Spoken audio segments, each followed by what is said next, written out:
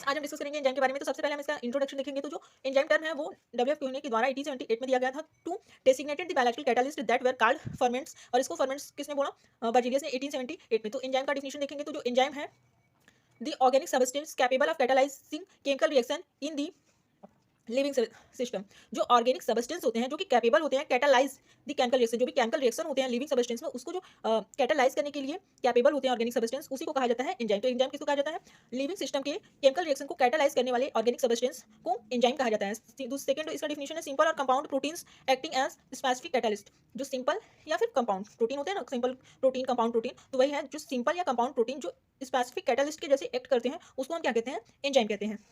Next क्या है? All enzymes are protein. सभी जो एंजाइम होते हैं वो प्रोटीन होते हैं that catalyse the biological reaction, जो कि बायोलॉजिकल रिएक्शन को कैटालाइज करते हैं, मतलब प्रमोट करते हैं, एंड दस आर नोन एज बायोकैटालिस्ट। और इस वजह से उसको क्या कहा जाता है? बायोकैटालिस्ट।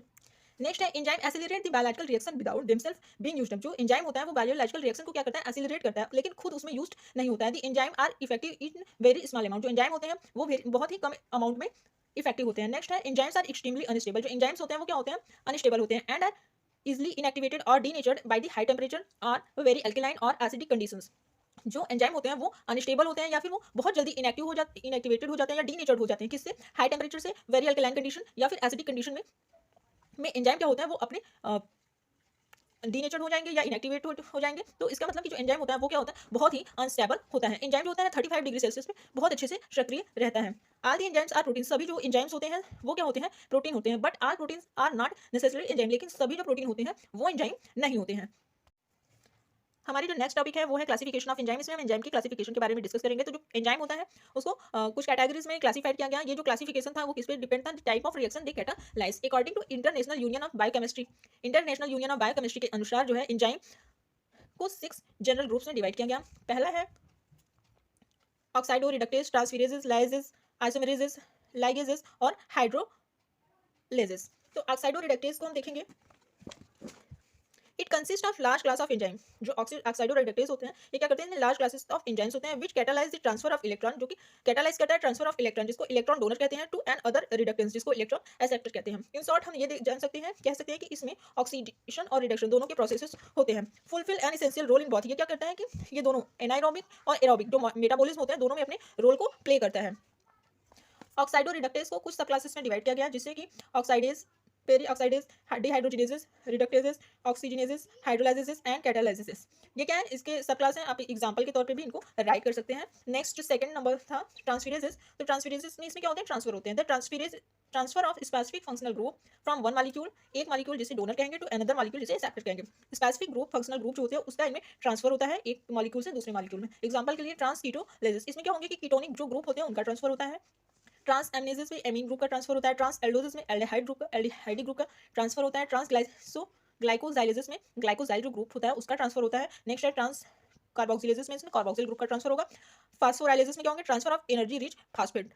फास्फोराइलेसिस में एनर्जी रिच फास्फेट का ट्रांसफर होगा। हेक्सोकाइनेसिस में फास्फेट ग्रुप का ट्रांसफर होगा। तो ये था ट्रांसफेरेजेस। नेक्स्ट है हाइड्रोलाइसिस। इसमें क्या होंगे कि catalyse the hydrolysis among the protein. इसमें क्या होंगे कि कैटालाइज होगा हाइड्रोलिसिस का किसमें? Among the protein, fat, starch, nucleic acid, phosphate, ETC. It break chemical bond. ये क्या करते हैं? केमिकल जो बॉन्ड होते हैं उनको ब्रेक करते हैं to produce smaller molecule from larger molecule. Chemical bond को ब्रेक करेंगे और लार्जर मॉलिक्यूल से स्मॉलर मॉलिक्यूल को प्रोड्यूस करेंगे। इसका एग्जांपल है कार्बोहाइड्रेट्स। तो इसमें हाइड्रोलिसिस होगा किसका? कार्बोहाइड्रेट का। लैपेसिस, इसमें क्या होंगे? हाइड्रोलिसिस होगा फैट का। नेक्स्ट है लाइसिस, कि catalyse the breaking of various chemical bond by the means of other than hydrolysis and oxidation. इसका एग्जांपल है डीकार्बोक्सिलेज। इसमें क्या होंगे?